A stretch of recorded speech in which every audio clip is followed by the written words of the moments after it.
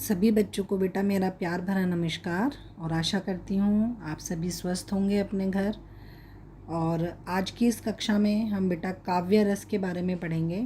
और जैसा कि आप बेटा जानते ही हैं सभी कि हमें बार बार अपनी जब हम काव्य पदों की व्याख्या करते हैं और उसका जब हम विशेष सौंदर्य लिखते हैं तो वहाँ हम रस, छंद, अलंकार, गुण आदि की बात करते हैं। तो पिछली कक्षा में हमने काव्य गुण को समझा था और इस कक्षा में अब हम काव्य रस को समझेंगे कि रस क्या है। एक तरह से ये आपकी एक पुनरावृत्ति कक्षा भी आप कह सकते हैं, क्योंकि कक्षा 10वीं में आपने सभी ने इसको पढ़ा है। तो कक्षा 11वीं 12वीं के लिए आज मैंने आपके लिए एक परिचयात्मक जो है वीडियो बनाया है कि हम जो है काव्य रस के बारे में जानें कि काव्य रस क्या होता है। ठीक है बेटा, तो आइए चलते हैं हम इसमें समझते हैं क्या होता है काव्य रस। तो रस क्या होता है, तो बेटा देखिए रस क्या होता है। काव्य को पढ़ने सुनने से उत्पन्न होने वाली जो आनंद की अनुभूति होती है उसी को हम क्या कहते हैं, रस। ठीक है, तो जो काव्य को पढ़ने से सुनने से उत्पन्न होने वाली, यानी कि जब हम किसी कविता को पढ़ते हैं, या हम कभी, यहाँ तो सिर्फ हमने काव्य रस लिखा है इसलिए कविता की बात करें, कई बार हम गद्य में भी हम इस तरह की अनुभूति, गद्य में भी जब हम किसी रस की अनुभूति या जो उसको पढ़ने से या सुनने से जो आनंद की अनुभूति हमारे अंदर होती है उसे ही हम रस कहते हैं। किस तरह का भाव जागृत हो रहा है वही रस कहलाता है। किसी आप देखते हैं कोई कहानी पढ़कर हमारे अंदर बड़ा ही करुण भाव जाग जाता है, दया किसी के लिए बड़ी उठ पड़ती है कि कोई वृद्ध व्यक्ति के साथ या किसी बच्चे के साथ कुछ गलत हो रहा होता है, या किसी स्त्री के साथ गलत हो रहा होता है, या किसी भी व्यक्ति के साथ गलत हो रहा होता है, तो हमारे मन में उसके लिए दया का भाव उत्पन्न हो जाता है। तो वो जो भाव हमारे अंदर उत्पन्न हो जाता है बेटा उसे ही हम रस कहते हैं। तो देखिए काव्य के कुछ मुख्य अंग हैं, क्या हैं वो, रस, छंद और अलंकार। ठीक है, तो रस, छंद और अलंकार क्या है, काव्य के ये मुख्य अंग है बेटा। तो आज जो है आज की कक्षा में हम रस पर हमारा मुख्यतः फोकस रहेगा, तो इसे हम समझने की कोशिश करते हैं। अब देखिए रस के जो मुख्यतः 4 अंग होते हैं। रस के मुख्यतः कितने अंग होते हैं, 4 अंग। एक क्या है, स्थायी भाव, दूसरा क्या है, विभाव, तीसरा क्या है, अनुभाव, और चौथा क्या है, संचारी भाव। तो स्थायी भाव क्या होता है, इसको हम अब एक एक करके जरा इसको समझ लें कि स्थायी भाव क्या होता है। आइए जानते हैं। देखिए स्थायी भाव क्या होता है, यह वे भाव हैं जो मन में स्थायी रूप से स्थापित रहते हैं, यानी कि हमारे मन में ये हमेशा रहते हैं। बस बशर्ते इनमें क्या फ़र्क होता है कि जब हम जिस तरह की रचना पढ़ रहे होते हैं, सुन रहे होते हैं, या हम कुछ देख रहे होते हैं, कुछ भी ऐसा जो हम हमारे इर्द गिर्द घटित हो रहा होता है, और उसको देखकर, सुनकर, पढ़कर उनको जो भी हमारे मन में हमेशा, मतलब ये एक समय पे एक भाव, 2 भाव भी जागृत हो पाते हैं। ऐसी बात नहीं है कि एक समय में एक ही, मतलब, लेकिन वो स्विच भी होता रहता है। जैसे हम 1 मिनट में किसी चीज़ को देखकर हम खुश हुए और दूसरे ही पल हमें उसको देखकर गुस्सा भी आने लग जाता है, या हम कई बार उससे परेशान होते हैं, इरिटेट होने लग जाते हैं। तो वो हमारी फ्लक्चुएशन, मतलब हम उससे हिलते रहते हैं उस भाव से। ऐसा नहीं है कि अगर हमें एक रचना को पढ़ रहे हैं तो उसमें एक ही तरह का भाव चलता रहेगा। किसी रचना की किसी लाइन में कोई भाव हो सकता है, किसी लाइन में कोई भाव हो सकता है। तो यहाँ वो, और लेकिन बस ये हमें बात ध्यान में रखनी है कि ये जो भाव होते हैं बेटा ये हमेशा हमारे मन में स्थायी रूप से रहते हैं। इन्हें किसी अन्य भाव के द्वारा नष्ट नहीं किया जा सकता। तो जो स्थायी भाव होते हैं उन्हें कोई भी हिला नहीं सकता, वो हमेशा हमारे मन में स्थापित होते हैं। प्रत्येक रस का एक स्थायी भाव होता है, हर रस का एक स्थायी भाव होता है। ठीक है, अब देखते हैं रस कितने हैं। भरत मुनि ने अपने ग्रंथ नाट्य शास्त्र में 8 रस ही माने हैं। आपको पता है अगर आप अभी अगली बड़ी कक्षाओं में जाएंगे और हिंदी साहित्य को लेंगे या हिंदी भाषा का पठन पाठन करेंगे, तो बेटा उसमें आप वहाँ आपको जानने के इसको विस्तार में मिलेगा कि भरत मुनि ने जो है एक नाट्य शास्त्र उनकी किताब है जिसमें उन्होंने नाटक के अंग या नाटक के क्या खास बातें होती हैं या नाटक कैसे आपको प्रभावित करता है, उन सब चीज़ों के बारे में लिखा था। और वहीं उन्होंने रस की बात भी की थी। तो वहाँ उन्होंने 8 रस बताए हैं। अलग अलग ऋषि मुनियों ने इसकी संख्या में कुछ 1-2 ज़्यादा बढ़ा दी, किसी ने कुछ 1-2 कम कर दी, इतना फ़र्क रहा है। शांत और वात्सल्य को उन्होंने रस नहीं माना है, किंतु बाद के आचार्यों ने शांत, वात्सल्य और भक्ति रस को भी रस माना है, जिस कारण अब रस की संख्या क्या हो गई है, 11। इन्होंने 8 ही माने थे, पर अब 3 और हमने इसमें जोड़ दिए हैं, शांत, वात्सल्य और भक्ति रस। किंतु मुख्य रसों की संख्या कितनी मानी जाती है, 9। ठीक है, मुख्य रस जो है वो 9 ही माने जाते हैं बेटा। तो आइए हम इसके बारे में जानते हैं आगे। हर रस का, देखिए ये वाली जो आपके सामने स्लाइड है उसमें प्रत्येक रस का एक स्थायी भाव होता है, उसके बारे में बताया कि ये इधर रस है और इधर स्थायी भाव है। तो श्रृंगार का क्या है स्थायी भाव, रति। रति का मतलब आपके पेपर में भी कई बार आपसे एक शब्द के प्रश्न में भी पूछा जा सकता है, या मतलब आपको पता भी होना चाहिए बेटा हिंदी के विद्यार्थी होने के नाते कि श्रृंगार मतलब हमारे अंदर जो है मिलन और विरह, जब हम किसी को मिलने की कामना करते हैं, सौंदर्य मतलब सुंदरता की, और जब हम आप खुद ही देखते होंगे, जब हम कभी अच्छे लगते हैं तो हमें खुद ही अच्छी फीलिंग होने लगती है, या किसी को देखकर, किसी ने बहुत अच्छा ओढ़ा पहना है तो उसको देखकर भी हमें बड़ी अच्छा एहसास होता है। तो वो और या हम जब किसी से दूर होते हैं तो विरह की भावना भी होती है कि हमें वियोग होता है हमें, कि और हमें उसकी याद आ रही होती है, जो जैसे मम्मी कहीं चली जाए तो हमें उनकी याद आ रही होती है। तो ये ज़रूरी नहीं है कि विरह और प्रेम जो है बेटा वो एक प्रेमी और प्रेमिका में ही हो, ये किसी भी रिश्ते में हो सकता है। ठीक है, तो श्रृंगार का जो मुख्य भाव है वो रति। अभी हम अगली जो मैं एक और वीडियो बनाने वाली हूँ उसमें बेटा आपको मैं इसको विस्तार से समझाऊंगी। यहाँ सिर्फ अभी हम संख्या पर और इसका स्थायी भाव क्या है इस पर गौर करते हैं। दूसरा है हमारा हास्य या जैसे कि नाम से पता चलता है, यानी कि हंसना, यानी कि हंसने से संबंधित है ये। तीसरा है हमारा करुण या शोक। करुण जो रस होता है उसका जो स्थायी भाव होता है वो शोक, मतलब हमें एकदम, शोक का मतलब क्या है, जब हम उदास होते हैं, जब हमारा मन अच्छा नहीं होता। करुण रस तभी होता है जब हमारे मन में एकदम शोक की भावना आती है कि हमें अच्छा नहीं लगता, हमें उसके प्रति दया की भावना उत्पन्न हो जाती है।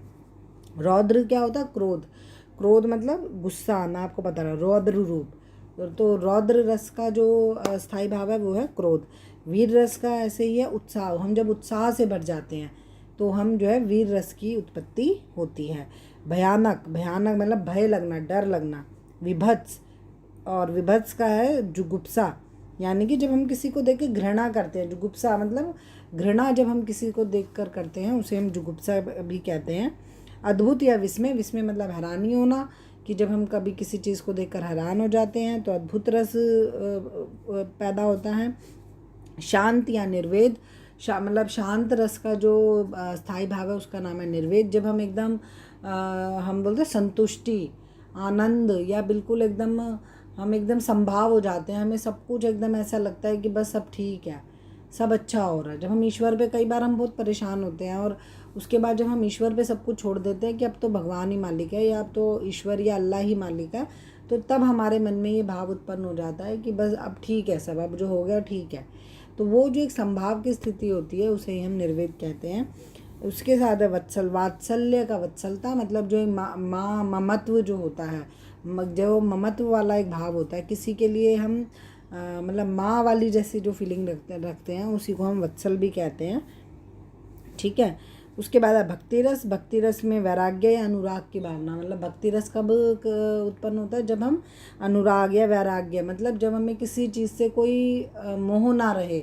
अब हम मतलब हमारे लिए सब चीज़ों का सुख दुख सब एक समान हो जाता है। भक्ति रस में हम जब हम कहते हैं ना, कई बार हम कोई भजन सुनते हैं या कोई धार्मिक चीज़ को सुनते हैं तो हमारे मन में आता है कि ये दुनिया जो है ये बड़ी ही टेम्परेरी है, कुछ इसका और छोर है ही नहीं। मतलब 1 मिनट में आप अभी ज़िंदा है और दूसरे ही पल आपको कुछ हो जाए तो कोई कुछ कह नहीं सकता। मतलब इतना टेम्पोरल है, इतनी टेम्परेरी है हर चीज़ कि उस चीज़ का कोई मतलब ही नहीं है।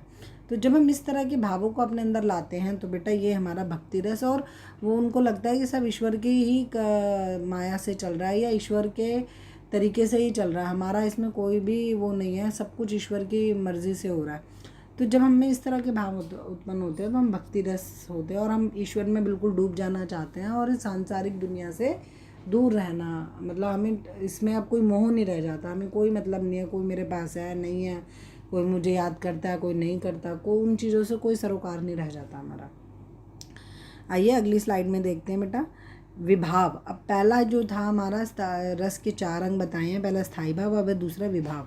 विभाव में क्या है, स्थायी भावों के उद्बोधक, यानी कि जो स्थायी भाव को जगाते हैं, उत्तेजित करते हैं, उसे ही हम विभाव कहते हैं। और विभाव कितने प्रकार के होते हैं, 2 प्रकार के, एक होता है आलम्बन विभाव, दूसरा होता है उद्दीपन विभाव। आलम्बन विभाव क्या होता है, अब देखो, जिसका आलम्बन या सहारा पाकर, आलम्बन का मतलब सहारा पाकर स्थायी भाव जगता है, जैसे नायक या नायिका, मतलब जिस वस्तु को देखकर, जिस व्यक्ति को देखकर, जिस चीज़ को देखकर आपके अंदर वो भाव जागृत होता है, जो आपके अंदर रस की उत्पत्ति होती है, उसी को हम विभाव कहते हैं। आलम्बन विभाव कहते हैं। उसके बाद उद्दीपन विभाव। उद्दीपन विभाव में क्या होता है, जिन वस्तुओं या परिस्थितियों को देखकर, देखो जब व्यक्तियों की बात होगी, जीव की बात होगी, जीवित जगत की बात होगी, वो होगा आलम्बन विभाव। और अगर किसी वस्तु जो निर्जीव चीज़ें हैं, जो आसपास का आपका वातावरण है, कई बार होता है ना माहौल, जैसे हम बोलते हैं अरे ऐसा माहौल कर रखा है कि नींद ही आने लगी, तो अंदर से नींद की आपकी उत्कंठा होने लगी। क्यों होने लगी, आपका एकदम लाइट बंद, एकदम शांति, अच्छी ठंडी हवा एसी की चल रही है, तो उसमें देखो कितनी अच्छी नींद आ जाएगी। तो वो एक चीज़ जो माहौल होता है चारों तरफ का, जब हम खुश होते हैं चारों तरफ, जब कोई गाना सुन लेते हैं, कोई उत्साह से भरा हम गीत सुन लेते हैं, तो हम एकदम से भाव विभोर हो उठते हैं और हम बिल्कुल उस तरह से ही महसूस करना शुरू कर देते हैं। तो जो निर्जीव चीज़ें आती हैं माहौल में, उनको ही हम उद्दीपन विभाव कहते हैं। ठीक है बेटा। आगे आया हमारा अनुभाव। अनुभाव क्या होता है, देखो अब, मनोगत या मन में उत्पन्न भाव को व्यक्त करने वाली जो शारीरिक क्रिया होती है, उसे ही हम, मतलब अब मेरे मन में कोई भाव उत्पन्न हो गया किसी चीज़ को देखकर, किसी व्यक्ति को देखकर, तो अब जो है मेरा शरीर रिएक्ट करेगा। किसी भी व्यक्ति का शरीर जो प्रतिक्रिया व्यक्त करता है, और वो प्रतिक्रिया कैसी हो सकती है, स्तंभ, या जैसे एकदम होता है ना, एकदम स्तंभित हो गए हम, एकदम खड़े के खड़े रह गए, स्वेद आना, रोमांच, भंग, भंग मतलब बिखरना, जैसे हम कई बार कोई बुरी खबर सुन लेते हैं, एकदम एकदम अंदर से कैसा महसूस, जैसे टूट गए हम, शैटर्ड हो गए हम। कंपन, कंपन होता है मतलब आवाज़ में कपकपी आ जाना, हमारी आवाज़ एकदम कपकपाने लगती है जब हम अंदर से हम कुछ परेशान होते हैं, कोई गलत बात सुन लेते हैं, या हम मतलब कभी हम खुशी से भी हमारी जीभ लड़खड़ाने लग जाती है कई बारी, वो भी एक शारीरिक प्रतिक्रिया है। बदली हुई दशा, विवर्णता होता है बदली हुई दशा, मतलब जो भी कुछ भी बदलाव होता है शारीरिक रूप से, जब किसी भाव हमारे अंदर उत्पन्न होता है और किसी को देखकर हमारे अंदर भाव उत्पन्न होता है, और जो उसके बाद हम शारीरिक प्रतिक्रिया करते हैं, वही जो है अनुभाव कहलाती है। ठीक है बेटा। अश्रु आना, जैसे हम किसी चीज़ को देख के रोने, वो बिल्कुल हम उसकी तरह समझने लग जाते हैं, उसकी जगह अपने आप को रखने देखने लग जाते हैं, और कोई दुखी चीज़ देख लो तो, और वहाँ हमारी आंसुओं की धारा भी कई बार बहने लग जाती है। तो इस तरह के जो भाव आप में, इस तरह की जो हमारी शारीरिक प्रतिक्रिया हो रही होती है, इन्हीं को हम अनुभाव कहते हैं। उसके बाद आया हमारा संचारी भाव। हृदय में संचरण यानी कि आने जाने वाले भावों को ही संचारी भाव कहते हैं। मतलब ये जो ऐसे भाव उत्पन्न हो गया, लेकिन संचारी भाव, ये तो हमने स्थायी भाव सुने, उसके साथ ही संचारी भाव, इनकी संख्या 33 होती है, और ये बहुत सारे होते हैं। देखिए मैंने यहाँ पे लिख भी रखा है नीचे। और ये भाव जो है स्थायी भाव के साथ उत्पन्न होकर कुछ समय बाद समाप्त हो जाते हैं। मतलब स्थायी भाव तो रहता है, लेकिन उसके साथ ये आते जाते रहते हैं। मतलब उस एक भाव के साथ कई चीज़ें, अलग अलग तरह की फीलिंग जुड़ी होती है हमारी, उन्हीं फीलिंग्स को ही हम ये संचारी भाव कह रहे हैं। और ये स्थायी परमानेंट नहीं होते हैं। इनकी संख्या 33 बताई गई है। जैसे कि हर्ष, खुश होना। आप अगर मान लो मैं खुश हूँ, कोई कॉमेडी मूवी देख रही हूँ, तो एकदम हंसती तो नहीं रहूँगी ना 24 घंटे। हंसी वाली एक फीलिंग अंदर, अच्छी अच्छी फीलिंग हो रही होगी, वो स्थायी भाव है। लेकिन उसी के साथ अब मेरा 24 घंटे मुंह तो नहीं खुला रहेगा, तो वो हर्ष वाली फीलिंग वो कहीं ना आती जाती रहेगी। कोई सीन आया तो बहुत तेज हंस लिए, कोई नहीं आया तो रुक गए।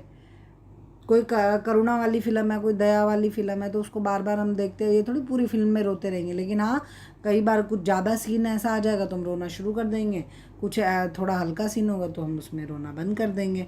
तो इस तरह की जो आपके जो उसके इर्द गिर्द घूमते रहते हैं ना भाव, स्थायी भाव के साथ साथ, वही संचारी भाव कहलाते हैं।